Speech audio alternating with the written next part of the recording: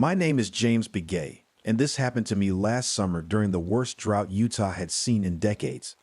I still think about it every time my phone buzzes with a new notification. I used to be a pretty successful photographer in Los Angeles, taking pictures of celebrities and fancy restaurants, but something kept pulling me back to my Navajo roots, to the red canyons where my grandfather used to tell stories. So I moved back home and started a hiking tour company, showing Instagram influencers and tourists the hidden beauty of our slot canyons. That day started like any other tour. 5 clients, all with their phones ready to capture every moment. Sarah and Mike, a couple with millions of followers. Taylor, a teenage YouTuber. And the Wilson sisters, who ran some fashion blog. The heat was brutal, turning the canyon walls into natural ovens, and the drought had revealed caves I'd never seen before. "This is so perfect for my feed," Sarah kept saying, posing against every interesting rock formation. But then we found something that made even me stop in my tracks. On a newly exposed cave wall, there were petroglyphs I'd never seen in my 15 years of guiding. They showed strange, twisted figures that seemed to change shape when you looked at them too long. I was taking a picture to send to the local archaeology office when my phone started acting weird. The preview showed a photo I hadn't taken yet, Sarah posing by a different rock formation further ahead. But when I looked up, Sarah was still behind me, checking her makeup. That's when I should have turned everyone around and headed back. But I didn't know then what my grandfather's stories really meant about the things that lived in these canyons, the things that the ancient ones had trapped here. Things that were just waiting for people like us, people more connected to their screens than to the real world around them. I didn't know that some warnings aren't meant to keep people out. They're meant to keep other things in. Taylor noticed it first. "Hey, check this out," she said, holding up her phone. "My Instagram's showing I posted a story from inside some cave, but I haven't even taken that video yet." The air felt thicker as we moved deeper into the canyon. Sand kept blowing into our eyes, and our voices echoed in strange ways, like they were coming back wrong. Mike tried calling his agent, but his phone kept connecting to non-existent cell towers. "Look at these likes," Sarah whispered, her face lit by her screen. "They're from accounts that don't exist." She turned her phone to show me. The usernames were just twisted symbols, and their profile pictures looked like shadows moving on their own. That's when we heard Taylor scream. We ran around the bend and found her phone lying in the sand, still recording. On the screen, we could see Taylor walking deeper into a narrow cave we hadn't noticed before. But Taylor herself, she was nowhere to be seen. The Wilson sisters started panicking, but their phones buzzed with a new notification. It was a message from Taylor's account. "Come see what I found. It's amazing in here." My hand shook as I picked up Taylor's phone. The video was still rolling, showing nothing but darkness. Then something moved in front of the lens, something that looked like Taylor, but not quite right, like a photo that's been edited too many times. I remembered my grandfather's voice. The ancient ones knew that some things learn to wear faces that aren't theirs. That's why they drew the warnings, not maps to keep us away, but maps to show us what to watch for. Sarah screamed next. Her latest Instagram post showed her standing in front of those twisted petroglyphs, posted 2 hours in the future. "We need to get out of here now," I said, grabbing Sarah's arm. But she kept staring at her phone, scrolling through posts she hadn't made yet, her eyes wide and glassy. Mike tried to pull her away, but she shoved past him toward a crack in the canyon wall. "The lighting's perfect in there," she mumbled. "Just one more shot." "Sarah, wait." Mike ran after her. The rest of us heard their footsteps echo, then silence. When we checked our phones, both their Instagram accounts were suddenly very active, posting photos from places in the canyon we hadn't visited yet. The Wilson sisters huddled together, their phones dinging with messages from Sarah and Mike. "Found the perfect spot. Follow the trail of hearts." Looking down at my own phone, I saw heart emojis appearing on the ground in my camera view, like some twisted augmented reality game. They made a path leading deeper into the canyon. That's when I remembered the rest of my grandfather's story. He said the ancient ones knew these things fed on attention. The more people watched them, the stronger they got. In the old days, they trapped them using mirrors. But now, we carry little mirrors in our pockets all day long, and we can't stop looking at them. The Wilson sisters' phones started playing videos. Sarah and Mike waving from inside a dark cave, their faces flickering like bad reception. But their eyes were all wrong. Black and empty, like the spaces between stars. They're not real, I whispered. Whatever's in there is wearing their faces, using their accounts to lure us in. A new notification popped up. Don't you want to go viral? Everyone's watching. One of the Wilson sisters, Lily, suddenly grabbed her head. Do you hear that? She asked. It's like whispers coming through my AirPods. Her sister Emma tried to pull the AirPods out, but Lily stopped her. Wait, it's saying something about ultimate fame. I knew we had to act fast. The thing in the canyon was using our own desires against us. Every like, every view, every notification was making it stronger. I could see it in the way our phone screens rippled like water, showing us what we wanted most: millions of followers, viral posts, endless fame. The Petroglyphs, I said suddenly. They're not just pictures, they're a map. My grandfather said the ancient ones knew how to trap these things. But when I looked up, Lily was already walking away, following something only she could see on her phone screen. Emma screamed and ran after her sister. Their phones started live streaming, showing thousands of viewers watching their walk into darkness. I was alone now. My phone showed notifications from all their accounts: Taylor, Sarah, Mike, Lily, and Emma, all posting and streaming at once. Their faces kept glitching, shifting between human and something else, something hungry that had waited centuries to go viral. Looking at the petroglyphs again, I finally understood. They weren't warning about the danger of entering the canyon. They were instructions for sealing it.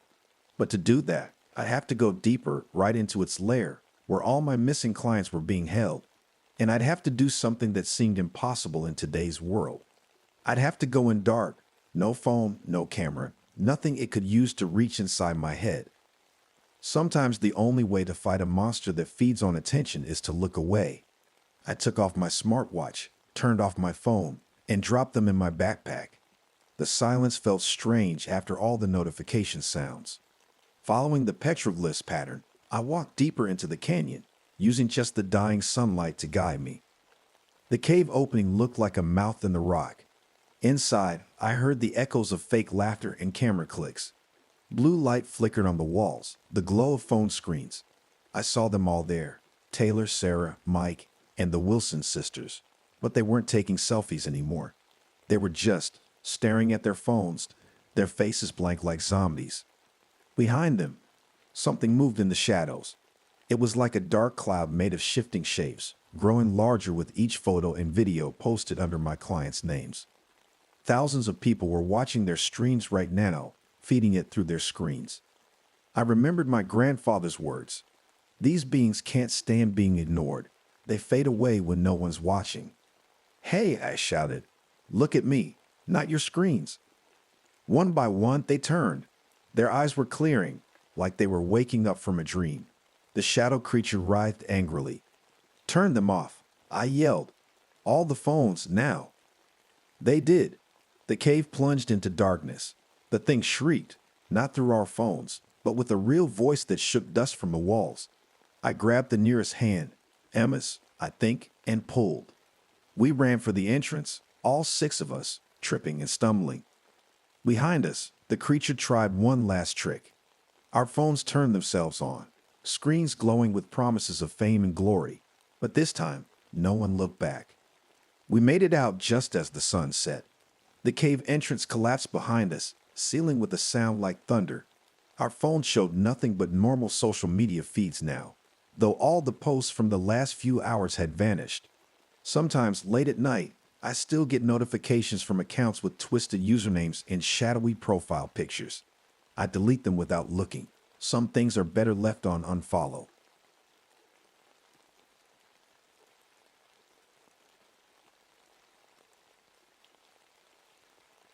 My name is James Barrett, and this happened to me back in 1975 when I was 45 years old. I still remember every detail like it was yesterday, though I wish I could forget. Some nights I wake up in a cold sweat, thinking I'm back in those dark tunnels, hearing those things scratching in the darkness. I was a cave expert back then. what people call a spelunker. I'd spent more than 20 years exploring caves all around the world, teaching others how to safely navigate underground and helping when people got lost beneath the earth. I wrote books about caves, gave talks at universities, and everyone in the caving community knew who I was. That's why they called me first when 4 college students went missing in the Black Rock cave system. It was a Tuesday morning when my phone rang. Sheriff Cooper's voice was tense. "Dr. Barrett, we need your help. 4 kids from the university went cave exploring 3 days ago. They were supposed to come back Sunday evening. Their cars are still in the parking lot, and none of them have contacted their families." My heart sank. 3 days was a long time to be lost in a cave. The Black Rock system was huge, like an underground maze stretching for miles under the mountains. I'd been there many times, but even I hadn't explored all of it. "I'll be there in 2 hours," I told the sheriff. "Get me all their maps and plans and find out which entrance they used." While I threw my gear into my old Jeep, I tried to stay hopeful.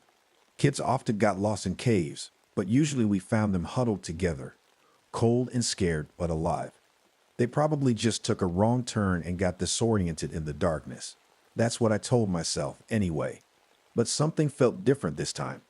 When I got to the cave entrance and saw the worried faces of the local rescue team, I noticed they all looked uneasy. Tom, one of the local cavers who knew these tunnels well, pulled me aside.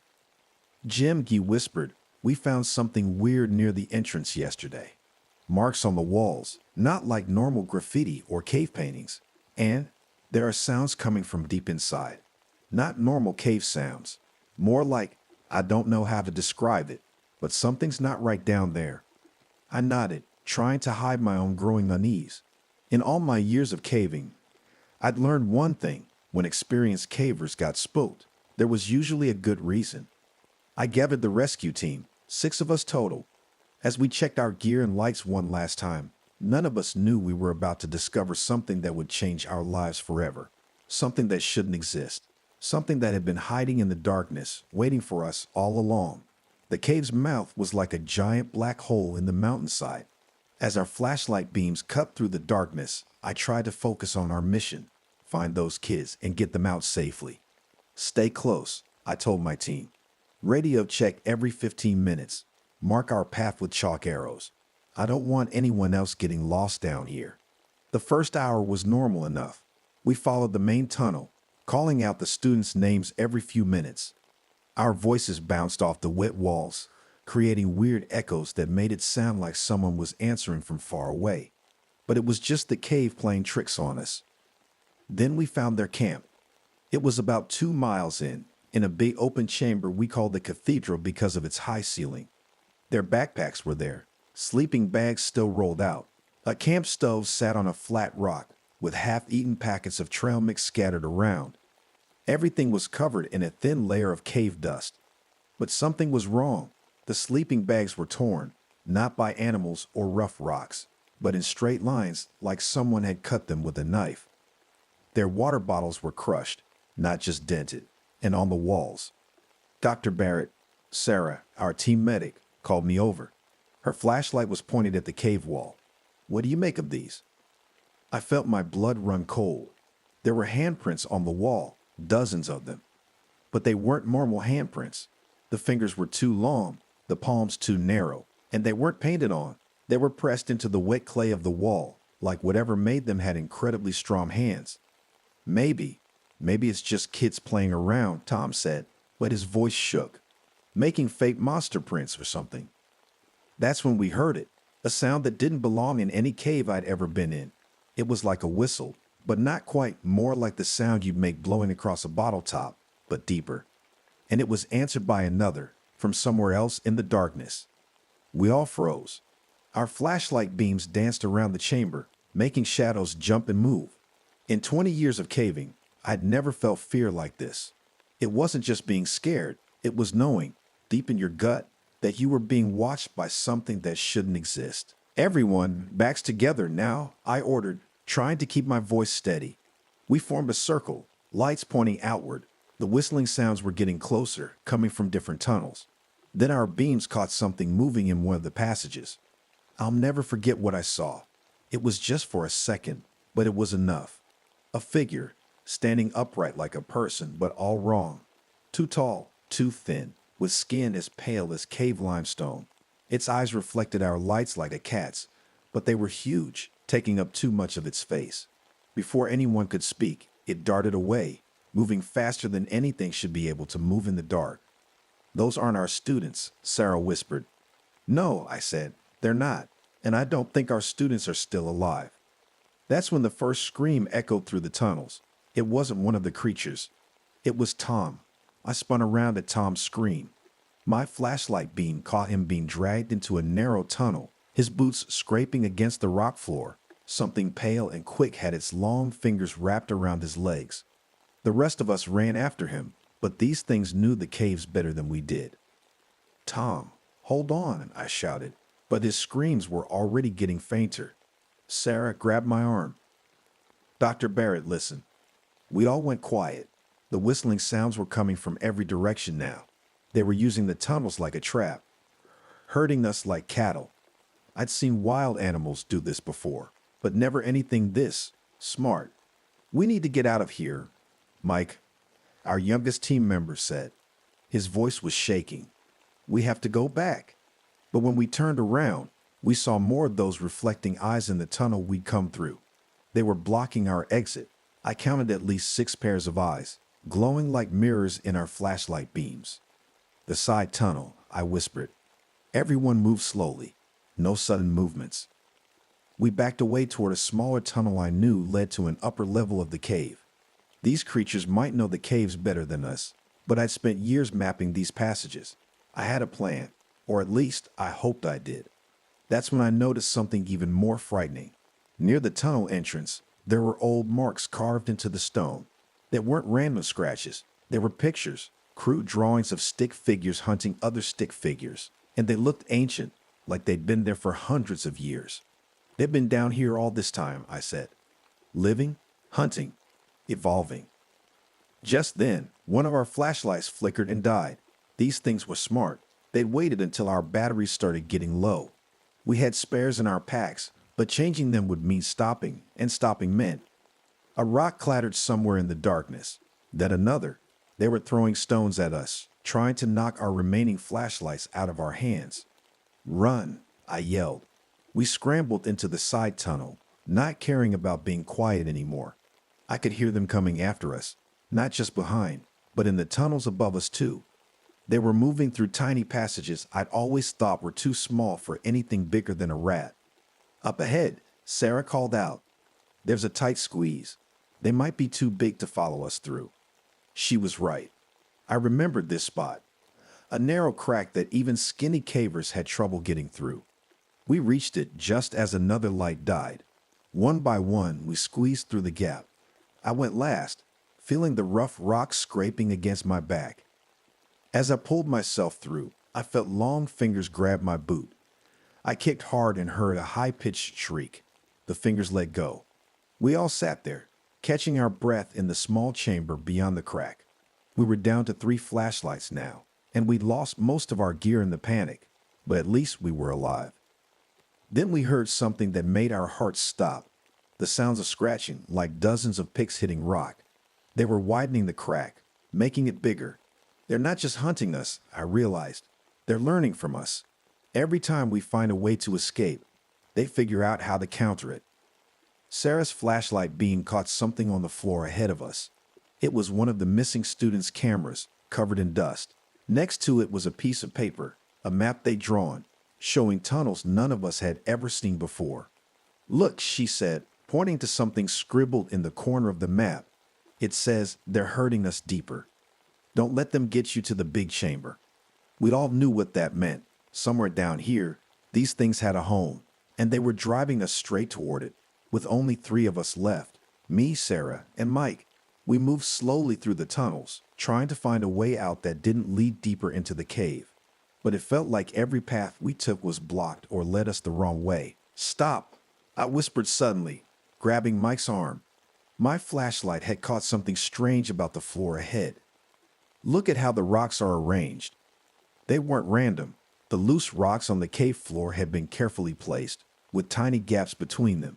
Mike picked up a stone and tossed it ahead of us.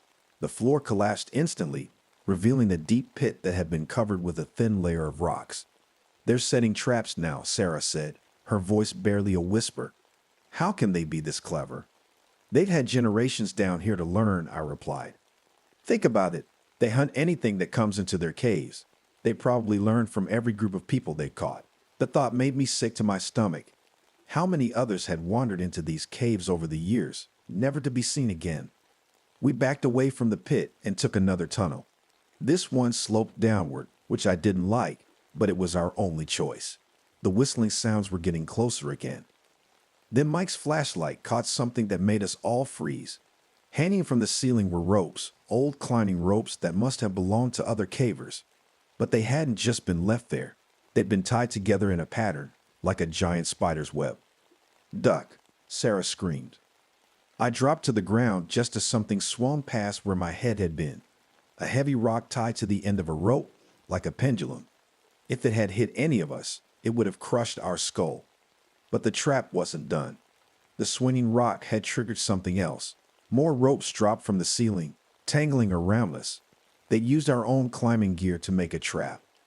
Mike panicked. He tried to run and got caught in the ropes. "Help! I'm stuck." Sarah and I rushed to help him, but then we heard it, that awful whistling sound, much closer now. They were coming. "Cut him free," I yelled, pulling out my knife. Sarah did the same, and we started sawing through the ropes around Mike. The beam of my flashlight caught movement at both ends of the tunnel. They were coming from both directions. I could see them better now. Their long, pale bodies, their huge eyes, their hands with fingers like white spiders. "Hurry," Mike begged.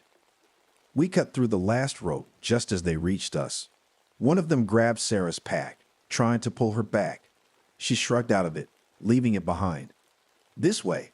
I pointed to a small opening above us. It was tight, but it was our only chance. "Climb." Mike went first, then Sarah. I followed, kicking away the long, grasping fingers that tried to grab my legs. Just before I pulled myself up, I saw something that still haunts me. One of the creatures had picked up Sarah's dropped flashlight. It studied it for a moment, then clicked it on and off, learning how it worked. We crawled through the small tunnel as fast as we could, hearing them following behind us. They were learning, adapting, getting smarter with every minute they hunted us. And we were running out of places to hide. The small tunnel suddenly opened into a massive chamber. Our remaining flashlights barely reached the ceiling. But as soon as we entered, I knew we'd made a terrible mistake. This was the chamber the student's map had warned us about. "Oh my God," Sarah whispered. The walls were covered with hundreds of those pale creatures, clinging like spiders. They weren't moving, just watching us with their huge, reflecting eyes. Below them, scattered across the floor, were piles of things they collected. Old mining equipment, backpacks, cameras, and bones. So many bones. Mike threw up. I couldn't blame him. But what scared me most was what I saw on the higher ledges, smaller versions of the creatures. Babies. This wasn't just their hunting ground. This was their home, their nest, and we just walked right into it.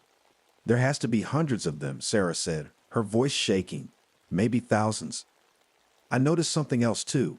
Some of the creatures were using tools, not just things they'd taken from victims, but tools they'd made themselves.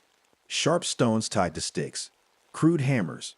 They weren't just smart. They were building things, creating things. "The entrance to this chamber," I said quietly, "it's right under the old mining quarry, the one they shut down in the 50s. "What does that mean?" Mike asked. "It means there's dynamite in my pack, the old kind that's still good. I'd always carry some for clearing blocked tunnels." I took a deep breath. We could seal this entrance, trap them down here. Sarah grabbed my arm. "But what about Tom? What if he's still alive?" I shook my head. We'd all knew the truth about Tom, about the students too. The creatures started moving then, slowly at first, crawling down the walls toward us. The whistling sounds were everywhere now, echoing off the walls, coming from hundreds of throats. "We don't have a choice," I said. "If we don't stop them here, they'll keep hunting, keep killing. They're getting smarter every day. How long before they decide to come out of the caves?" One of the creatures dropped down right in front of us. It stood up straight. They were so tall when they stood up, and reached out one long-fingered hand. But it wasn't trying to grab us. It was copying us, standing the way we stood.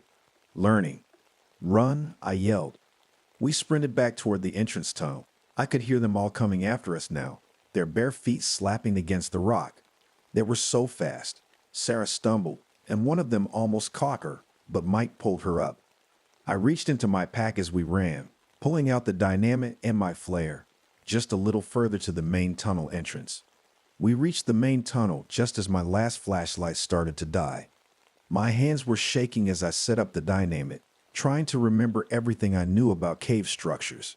One wrong placement and we could bring the whole mountain down on us too. "They're coming," Mike shouted. The sound of hundreds of feet on rock was getting closer. Our flashlight beams showed dozens of pale shapes moving in the darkness, getting nearer every second. "Hold them off." I worked as fast as I could, placing the charges where they would do the most damage. Sarah stood beside me, holding up her failing flashlight so I could see. One of the creatures appeared right at the edge of our light. It wasn't rushing us anymore. Instead, it was watching what I was doing with the dynamite, its huge eyes focused on my hands. Learning, always learning. "Done," I yelled, lighting the fuse with my flare. "Run. Run now." We sprinted toward the cave entrance. My legs were burning, my lungs felt like they were on fire, but pure fear kept me going. Behind us, I could hear them getting closer. One of them grabbed the back of my jacket. I slipped out of it and kept running. The fuse was too short. It was going to be close. "I see light," Sarah screamed. The pale gray light of dawn was visible ahead, a tiny dot that kept getting bigger. Then Mike tripped. I turned back to help him up, but he screamed, "Keep going. They got me." Sarah tried to stop, but I pushed her forward. We couldn't help him. The creatures were dragging Mike back into the darkness, and the fuse was almost gone. We burst out of the cave into the early morning light. Behind us, the creatures screamed. Real screams this time, not whistles. The bright sun hurt their huge eyes, making them pull back into the darkness. "Get down." I pulled Sarah behind a big rock just as the explosion went off. The ground shook. Rocks crashed down. Dust poured out of the cave entrance. When it finally stopped, the entrance was completely sealed with fallen rock. We sat there for a long time, catching our breath, not talking. The sun rose higher, warming our faces. I'd never been so happy to feel sunlight. Finally, Sarah spoke. "What did we tell people?" I looked at the sealed cave entrance. I could still see those creatures in my mind, how they learned from us, how they were changing, evolving, getting smarter. "The truth," I said, "but they won't believe us. Nobody ever believes stuff like this until it's too late." I stood up on shaky legs. "We need to tell them to seal every entrance to this cave system. Every single one. Because if we missed even one," I couldn't finish the sentence. That was 49 years ago. I still check the news every day, looking for stories about missing hikers or cave explorers in that area. Sometimes I find them, too many of them. And sometimes late at night, I think about those creatures down there in the darkness, still learning, still evolving, still waiting. And I wonder if those falling rocks really trapped them all, or if somewhere in some dark tunnel we never found, they're still down there, getting smarter, getting ready, waiting for someone to make a mistake and leave just one entrance unsealed.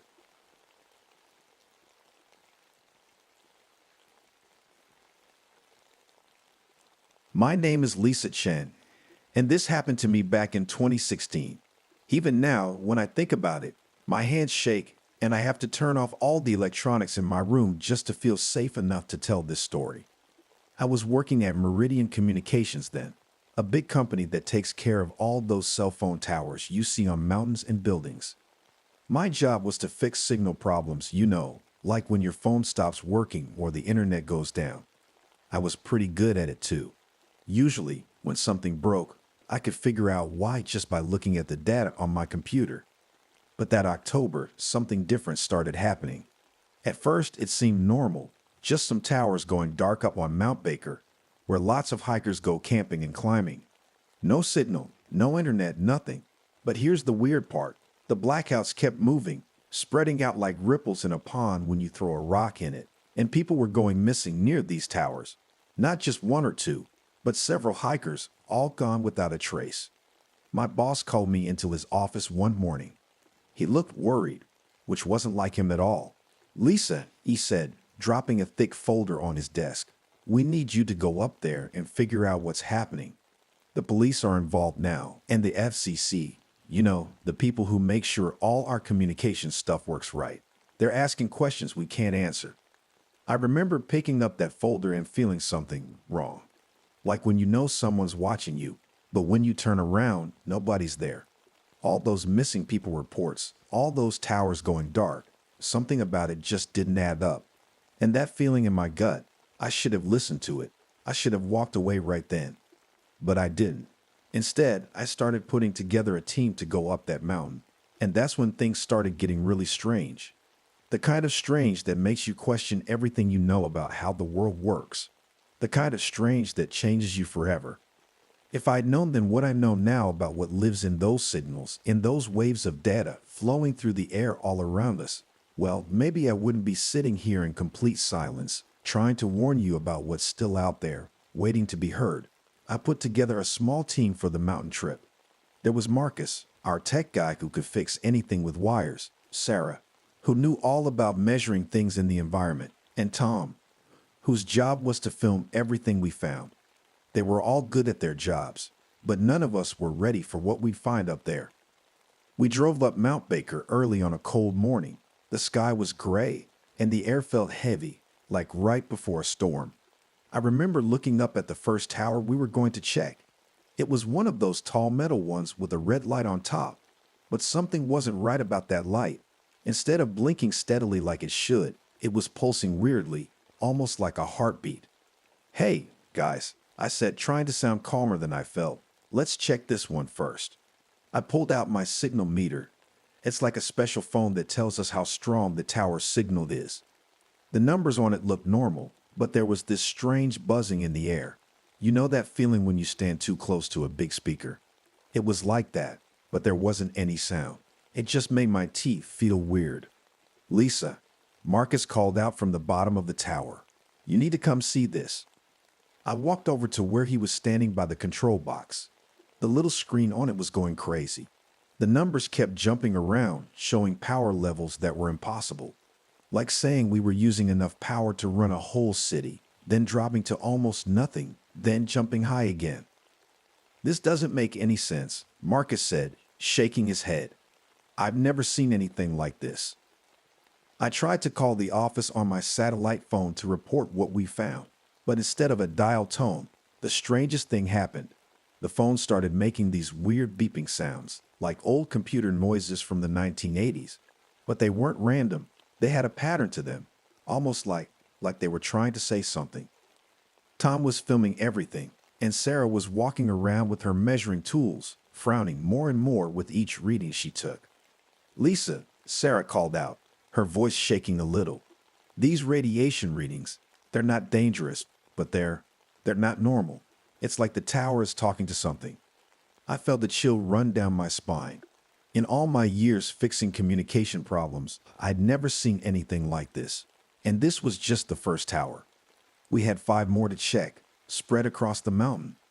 As we packed up to head to the next tower, I noticed Tom staring at his camera screen, rewinding and playing the same few seconds over and over. "What is it?" I asked him. I don't know," he said slowly. "When I film the tower, there's something in the background, like shadows moving. But when I look up, there's nothing there." We'd all looked at the tower one last time before leaving. The red light was still pulsing its weird rhythm, and I could have sworn it got stronger as we walked away, like it was watching us go. Looking back now, I realized that was our last chance to turn back. Our last chance to walk away before things got really weird. But we didn't know that then. We just kept going, walking deeper into something none of us understood. Over the next 3 days, everything kept getting weirder. Each tower we visited was worse than the last. Our equipment started doing things it shouldn't, like phones turning on by themselves, and compasses spinning in perfect circles instead of pointing north. Even stranger, Tom's video camera kept picking up voices that weren't there when we were filming. I remember one afternoon clearly. We were at the 4th tower, and Sarah was checking her readings. Guys, she said, her voice shaky, something's really wrong here. These numbers, they're changing in ways they just can't. But it wasn't just our equipment acting strange.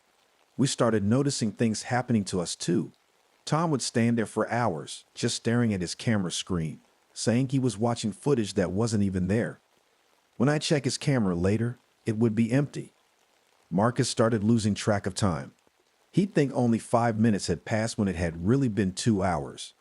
Once, we found him standing at the base of a tower, completely still, with no memory of how he got there. I can't explain it, he told me, rubbing his head. It's like parts of my day just disappear. I was feeling it too. There was this constant pressure in the back of my head, like when you're trying to remember something important but can't quite grab it. At night, I dream about computer code and static noise, and in the static, I could swear I heard something calling my name. Sarah's notes started getting really weird. She's usually super organized, but her notebook was filled with strange drawings that looked like circuit boards, but they didn't make any sense. When I asked her about them, she couldn't remember drawing them. One morning, I found Tom sitting alone, rewinding the same piece of footage over and over. "Look," he whispered, pointing to this camera screen. "Do you see it?" In the video, there was something strange in the background. When the camera moved past the tower, you could see what looked like shadows moving by themselves. But they weren't normal shadows. They moved in patterns, like they were trying to form letters or numbers. "There's something out there," Tom said, not taking his eyes off the screen. "Something that's using these towers, and I think it knows we're here." The scariest part was that I was starting to believe him. Every time we got close to a tower, that buzzing feeling in my head would get stronger. It felt less like random interference and more like something was trying to talk to us through the electricity itself. Little did I know, this was just the beginning. What we find next would change everything we thought we knew about technology and about what might be living in the signals all around us. On the 4th day, I finally figured out what was really happening. I wish I had. I was looking through all the data from the towers, checking when they went dark and what signals they were sending. That's when I noticed something that made my blood run cold. The towers weren't just going dark. They were talking to each other. "This can't be right," I said to myself, checking the numbers again and again. During the blackouts, when we thought nothing was happening, the towers were actually sending messages. Not normal phone calls or internet stuff, but something else. Something I'd never seen before. I called Sarah over to look at my computer screen. "See these patterns? They're the same at every tower, just getting stronger each time." Sarah's face went pale. "Lisa," she whispered, "my readings show the same pattern as human brain waves, like it's trying to match how our brains work." Just then, Marcus burst into our camp tent. "Tom's gone," he said, out of breath. "I found his camera by Tower 6, but he's just gone." We ran to where Marcus had found the camera. Tom's backpack was there too, everything laid out in a perfect circle. His notebook was open, and every page was filled with the same words over and over. "The signal is calling. The signal is truth." That's when Sarah started acting strange. She kept tilting her head like she was listening to something, even though I couldn't hear anything. "Don't you hear it?" she asked, her eyes looking weirdly bright. "It's so beautiful, like music, but better. It wants to show us something." Before I could stop her, Sarah started walking toward the woods. She was mumbling about joining the signal. Marcus tried to grab her arm, but she pushed him away and ran. We never saw her again. That night, things got even worse. Every piece of equipment we had started going crazy. Our phones, laptops, even our flashlights, they all turned on by themselves. The screen showed patterns that hurt my eyes to look at, but I couldn't look away. It felt like the patterns were trying to sink into my brain. Marcus sat next to me, his hand is shaking. "Lisa," he said quietly, "I keep losing more time. And when I come back, I can remember things. Things I shouldn't know. Numbers and codes, and I think something's getting in my head." I knew he was right. I could feel it too, like static in my thoughts, getting louder every minute. Whatever was out there, it wasn't just using the towers anymore. It was using us. Looking at Marcus, I could see he was fighting it too, but his eyes were starting to get that same bright look Sarah had. I knew I didn't have much time left to stop whatever this thing was before it took us all. Time started feeling weird after that. I'd find myself standing in different places with no memory of walking there. Sometimes I'd wake up in front of different towers, my hands typing on laptops I didn't remember bringing. The scariest part was that I was starting to understand the patterns I was seeing, like they were becoming more natural to me than regular words. I lost Marcus that night, found his stuff arranged in another perfect circle, just like Tom's had been.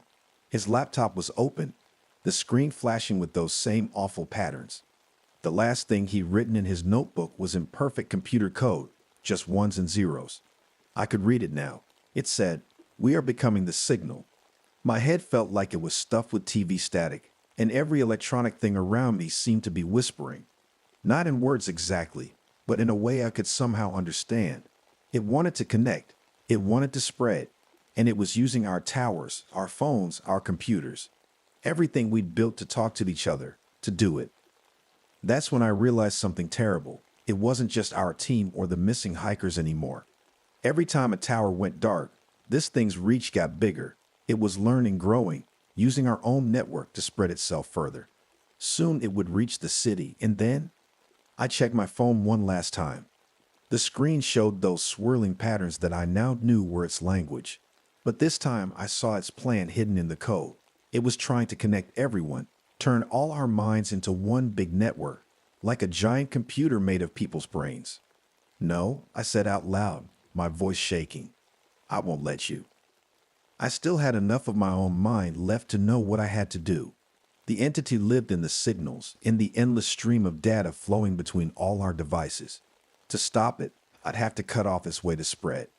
And there was only one way to do that. My hands were shaking as I drove to the main power station on the mountain. It controlled electricity for everything within 50 miles.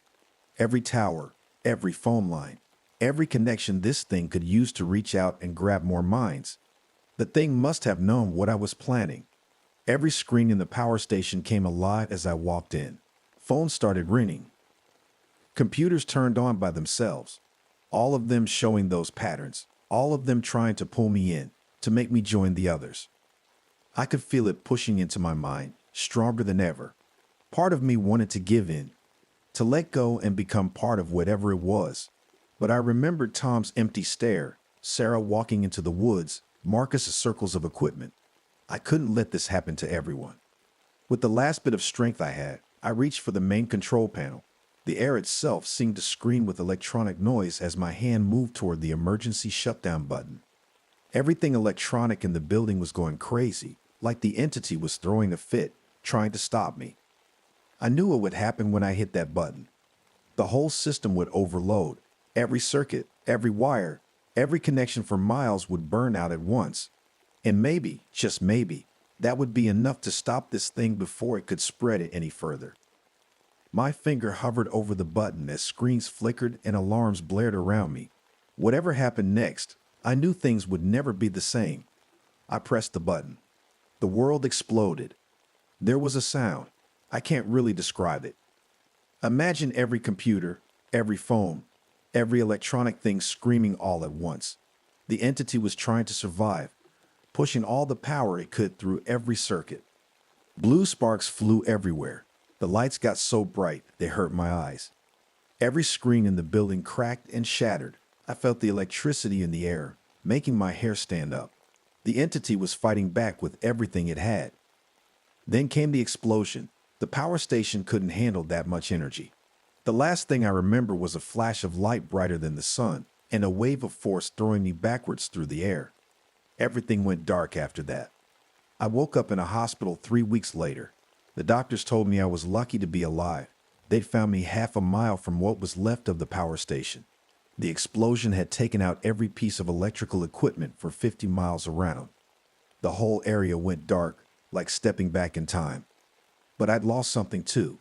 The explosion took my hearing. The doctors say it was the frequency of the sound when everything overloaded. It was too much for human ears to handle. Now my world is completely silent. Sometimes I wonder about my team. They never found Tom or Sarah or Marcus. The official report said they probably got lost in the woods, but I know better. They're just some more names on the list of missing hikers from Mount Baker. The company rebuilt the towers eventually.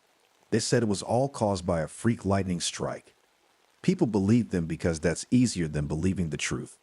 But here's the thing that keeps me awake at night. Sometimes when I look at my phone screen, I see those patterns again, just for a second, just out of the corner of my eye. And even though I can't hear anything anymore, sometimes I swear I can feel that old buzzing in the back of my head. Because maybe I didn't destroy it. Maybe I just made it angry. So that's my story. That's why I live with almost no electronics in my house now. That's why I write everything on paper. And that's why, every time I see someone staring too long at their phone, with that blank look in their eyes, I wonder, is it still out there in all those signals flying through the air? Is it still trying to connect? And next time, will anyone be able to stop it? Just do me a favor. If you're ever hiking near those towers and you feel that buzzing in your head or see strange patterns on your phone, turn it off. Turn everything off and run. Because some signals aren't meant to be received. Some connections aren't meant to be made. And sometimes the thing trying to talk to you through your devices isn't human at all.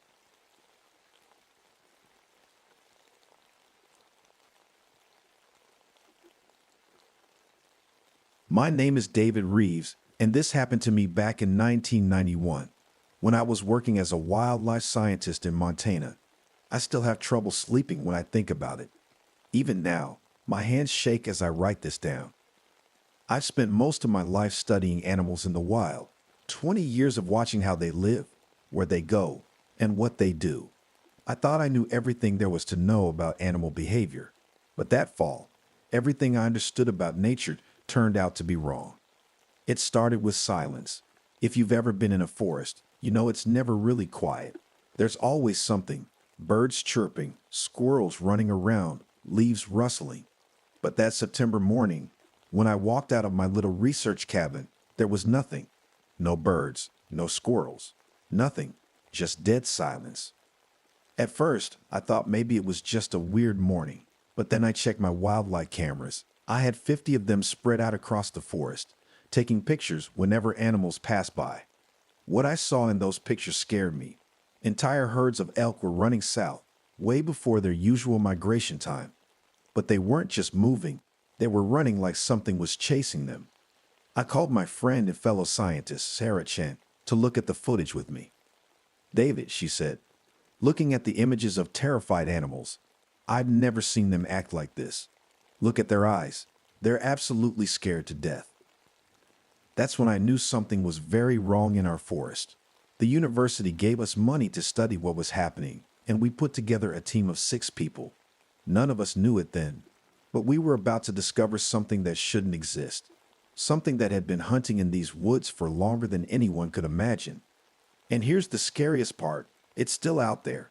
I'm writing this down because people need to know the truth about what we found in those woods, about the thing that hunts when seasons change, about why the animals run.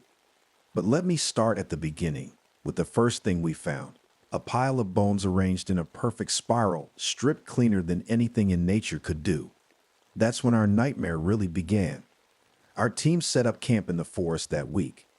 Besides Sarah and me, we had Tom, who was great at finding animal tracks, Maria, who studied the environment, Kevin, who knew all about rocks and soil, and James, who was our animal doctor. We were all experienced scientists, but nothing could have prepared us for what we found. The first weird thing was the weather. It would be warm one minute, then suddenly turn freezing cold the next. Our equipment kept breaking down too. Phones wouldn't work, and our tablets just shut off for no reason. It was like something was messing with anything electronic around us. Then Tom found it, that first pile of bones. I'll never forget walking up to it. The bones were arranged in a perfect spiral, like someone had carefully placed each one. But that wasn't the strangest part. James, our animal doctor, looked at them with his special light and found something that made his face go pale. David, he said, holding up a huge leg bone from a moose. Look at these marks. They're not from any animal I know. Whatever did this, it's bigger than a grizzly bear, but the bite pattern is all wrong. We started finding more of these bone piles, always in a straight line heading north. Each pile was exactly 5 miles from the last one. It was too perfect to be random. Something was moving through our forest, something that hunted with a purpose. But it was what happened with the snow geese that really terrified us. We were out tracking another bone pile early one morning when we heard it. This deep rumbling sound that made our coffee cups shake. A huge flock of geese was flying overhead, probably 1,000 birds, all heading south for winter. Then it happened. The birds just stopped. Not like they changed direction. They just froze in midair for a second, and then they all fell straight down. Every single bird dropped dead at the same time. When we checked them, they were completely dried out, like they'd been in the desert for weeks. But this happened in seconds. Sarah, who was always the calmest person I knew, just sat down and stared at the birds. "David," she whispered, "what kind of thing can do this?" That night, we found the tracks. They weren't like any animal prints I'd seen in 20 years of studying wildlife. They were perfect circles, pressed deep into the ground, each one 6 feet across, and the soil around them. Kevin tested it and said it had aged somehow, like something had sucked the life right out of the earth itself. We knew we should have called for help then, should have told someone what we found, but who would believe us? We were scientists. We needed proof. We needed to understand what was happening. That was our first big mistake, because the thing in our forest, it knew we were tracking it, and soon it would start hunting us too. Looking back, I should have noticed something important. All these strange things happened when the seasons were changing. Every time day and night became equal lengths, or when summer turned to fall or fall into winter, the thing in our forest became more active.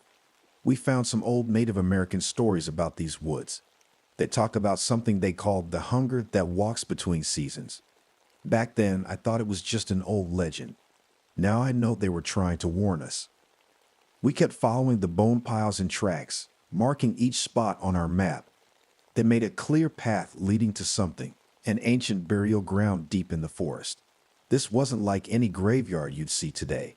The ground was covered in old rock carvings showing a circular shape that seemed to move between worlds. The scary part, these carvings looked exactly like the bone circles we'd been finding. Maria took some dirt samples from around the bone piles and found something strange. The thing isn't eating what it kills, she told us one evening at camp. It's like it's changing them into something else, something we can't even measure with our tools. That's when we lost Kevin. He was taking soil samples one evening, just before sunset. I remember his last radio call clearly. "Hey guys, I found some new tracks. They're different from the others. Wait. Do you hear that? The rumbling is getting low. Then nothing but static." We searched for hours with flashlights. All we found was his backpack and his notebook. The last page was filled with the same words over and over. It moves between spaces we can't see. The ground around where we found his things was dead. Not just empty, dead. Like every bit of life had been sucked out of it, leaving nothing but gray dust. Even the rocks looked ancient, like they'd aged 100 years in one night. We should have left right then. Should have run like all the animals did, but we couldn't. If this thing had been hunting here for hundreds of years, how many more people would it kill? We had to stop it somehow. Sarah thought she had an idea. She'd noticed that our broken electronics always pointed to something. Whatever this thing was, it didn't like electricity. So we started building a special device that could create a powerful electrical pulse. "If we can't kill it," she said while working on the device, "maybe we can at least hurt it enough to make it leave." We didn't know it then, but we were running out of time. The winter solstice, the shortest day of the year, was coming. And with it, the thing in the forest would come for us all. I still dream about what happened next, but those aren't dreams really. They're memories. Memories of the night we finally saw what had been hunting us and what it cost us to face it. It happened on the shortest day of winter. The sun was setting early, around 4 p.m., when we went back to that ancient burial ground. The old rock carvings were glowing slightly, like the way your phone screen glows in the dark. That deep rumbling sound we heard before started again, but this time it didn't stop. We formed a circle, all of us facing outward with our flashlights. Sarah held her electrical pulse device close to her chest. Tom kept checking the wind with his finger, but there was no wind, just dead, cold air. Then we saw it. At first, it looked like the air was bending, like when you see heat waves rising from hot pavement in summer. But this was different. It was like someone had taken a piece of the world and twisted it. Where this thing moved, the air itself seemed to disappear. Tom was the first to go. 1 second he was there, the next, just gone. Like something had pulled him into nowhere. We heard him scream, but the sound seemed to come from far away, like it was echoing from another world. Maria tried to run. James grabbed her arm to stop her, but then that bending in the air moved towards them both. I watched. God help me, I had to watch as they just aged. Their bodies turned to dust in seconds, like someone had pressed fast forward on their lives. Sarah, now, I shouted, use the device. Sarah's hands were shaking, but she pressed the button. The electrical pulse shot out with a high-pitched whine, and for just a moment, we could see it clearly. I wish we had. The thing wasn't solid. It wasn't even really there, not completely. It was like a circle of darkness that went on forever, but somehow also moved like it was alive. Looking at it hurt my eyes and my brain, like trying to solve a puzzle that couldn't exist. The pulse hit it. The thing made a sound, not a roar or a screech, but like the sound of reality tearing. The burial ground started to cave in, the ground cracking open beneath our feet. Run! Sarah screamed. She kept pressing the button again and again. The thing turned toward her. I tried to reach her to pull her away, but she pushed me back. Go, she yelled. Someone has to tell people what happened here. I ran. I'm not proud of it, but I ran. Behind me, I heard Sarah scream once, then nothing. The rumbling got louder and louder until I thought my head would explode. Then everything went quiet. When I looked back, the burial ground was gone. In its place was a perfect circle of dead earth, like a giant had pressed a cookie cutter into the ground. There was no sign of Sarah or anyone else. I made it back to my cabin somehow. My legs were shaking so bad I could barely walk. I had to write everything down while I still remembered it, while I could still think clearly about what I'd seen. Because I knew something no one else did. This wasn't over. The thing would come back. It always comes back when the seasons change. And it would be looking for me. I spent the next 3 months in my cabin, writing everything down. When the police came, they couldn't find any trace of my team. No bodies, no equipment, nothing. They said there must have been some kind of accident, maybe a sinkhole that swallowed the burial ground. They didn't want to believe what really happened. Maybe they couldn't. But I knew the truth. I spent days looking through old books and newspapers. Every time the seasons changed, there were stories of missing people in these woods. Stories of animals running away in panic. Stories of strange sounds in dead forests. It had been happening for hundreds of years. I noticed something else too. The thing didn't just hunt during season changes. It used these special times to enter our world, like a door that only opens 4 times a year, when day and night are perfectly balanced, or when the days are longest or shortest. The animals always knew. That's why they ran. They weren't just running away from the thing. They were running from what it meant, the end of everything we think we know about our world. I'm writing this on March 19, 1992.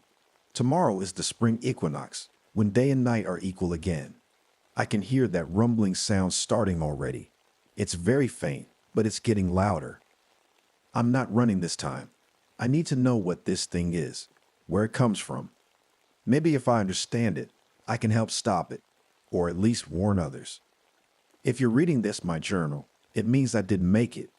But you need to know, it's still out there. Every time the seasons change, listen for that deep rumble. Watch for the animals running away. And if you hear it, if you see these signs, don't do what I did. Don't try to fight it. Just run. The next day, rangers found David Reeves' campsite empty. His journal was lying in the middle of a perfect spiral of fresh bones. The last page was spotted with blood. David was never seen again. People say that during the changing of seasons, when day and night are perfectly balanced, you can still hear that low rumble in Montana's forests. And the animals, they still run. They've always known when it's time to leave.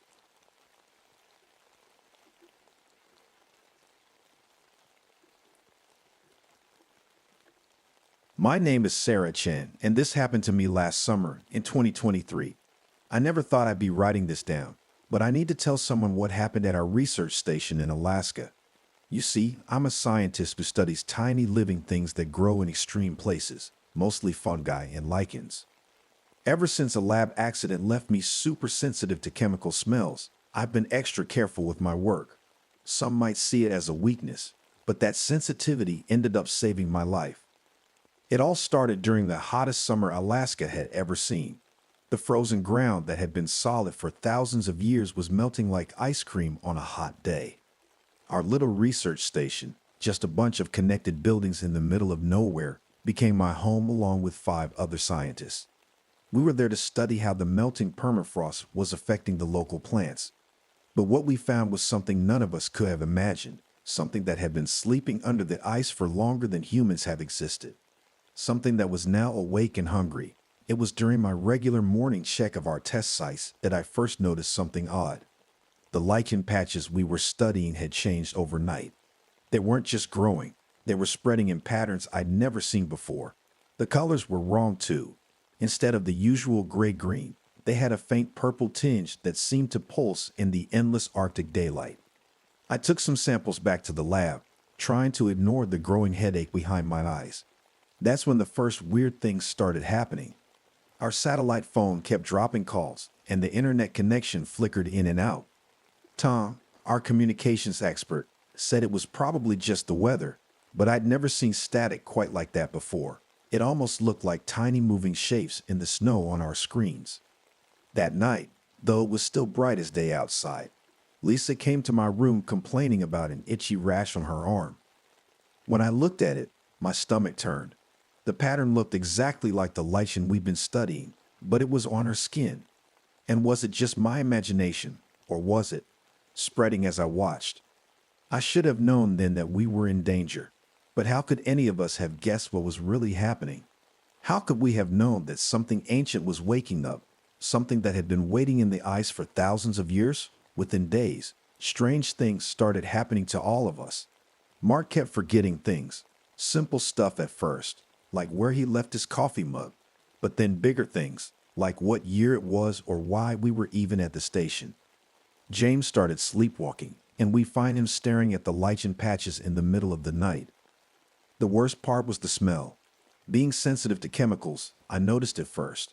A sweet, musty odor that reminded me of rotting leaves and wet earth. It seemed to be coming from everywhere and nowhere at once. When I checked our air filters, they were covered in something that looked like purple-black mold. Then one morning, I walked into the lab and found all our samples had changed. The lichen wasn't just growing on the petri dishes anymore. It had eaten through them. The plastic was warped and twisted, with tiny threads of purple running through it like veins. When I touched one dish with my gloved hand, it felt warm, almost like it was alive. I tried to radio for help, but all we got was that strange static again. And this time, I was sure I could hear something in it, like whispers, but not in any language I knew. That's when I realized we weren't just dealing with a new species. We were dealing with something that was trying to communicate, something that was trying to change us. Things got worse fast. I woke up one morning and couldn't find anyone. The station felt different, the walls seemed to pulse, and that sweet, rotting smell was overwhelming. When I finally found Lisa in the greenhouse, she was just standing there, staring at nothing. Her skin had a purple tint, and tiny threads of something that looked like lichen were growing along her neck. I ran to check on the others. Tom was in his room, but he wasn't Tom anymore.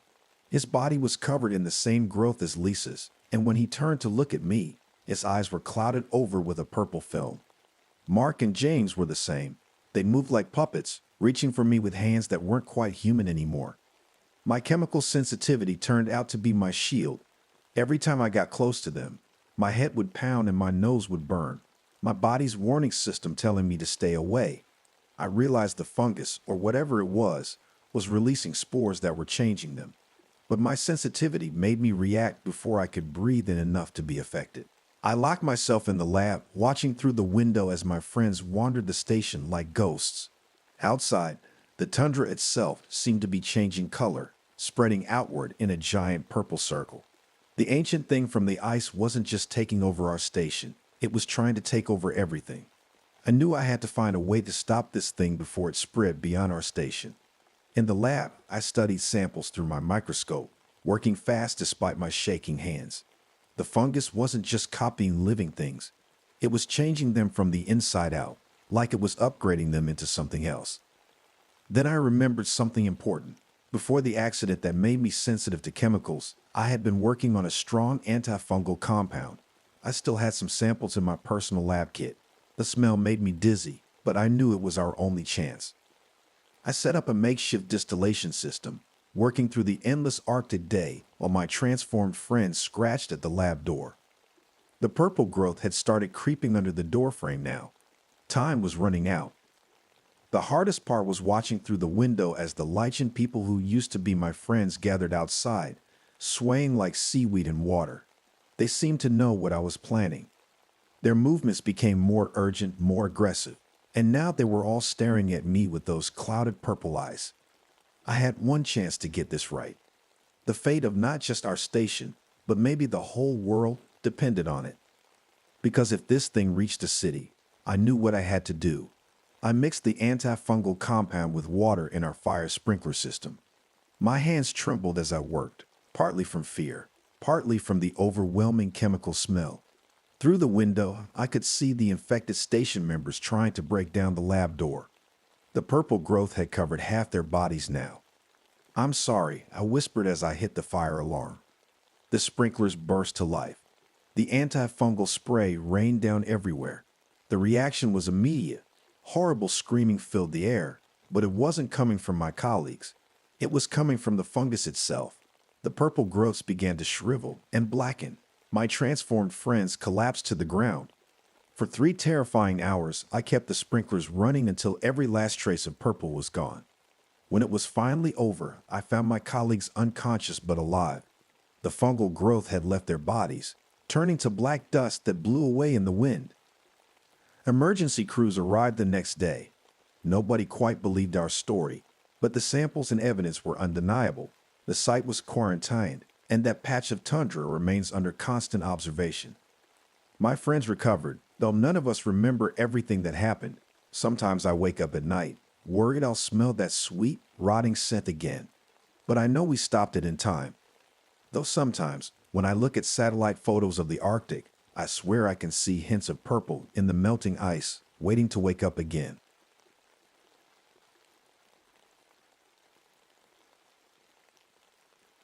My name is James McCullough, and this happened to me in the winter of 1912.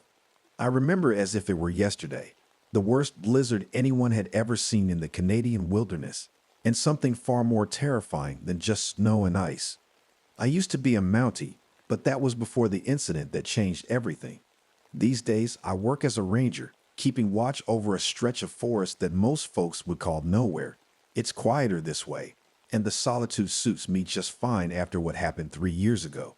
That failed rescue mission still haunts my dreams. 3 children lost in a storm much like this one. I found them too late, and some nights I still hear their mother's cries when I close my eyes. But this story isn't about that tragedy. It's about something that began when Harrison Mining Company started digging into these ancient hills. They were looking for copper, but they found something else, something that should have stayed buried. It started with the whispers.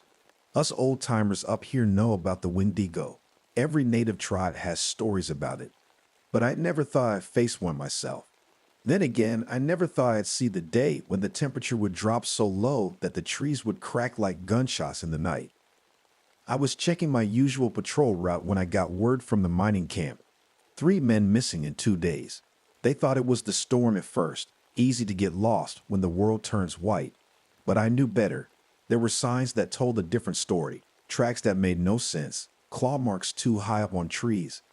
And that awful feeling of being watched by something hungry. The morning after I got word about the missing miners, I hiked up to the camp. The wind was picking up, and the snow was getting deeper with each step. Something felt wrong.